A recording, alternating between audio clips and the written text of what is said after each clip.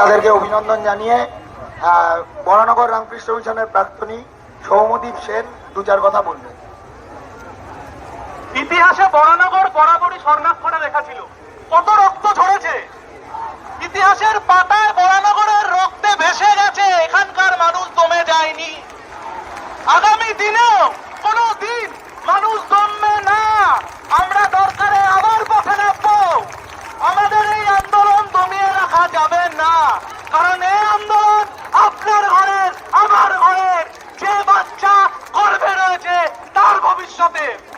এই আন্দোলনকে চালিয়ে যেতে হবে, এই অঙ্গীকারবদ্ধ আমরা সবাই মুষ্টিবদ্ধ হাত আকাশে ছুড়ে করব।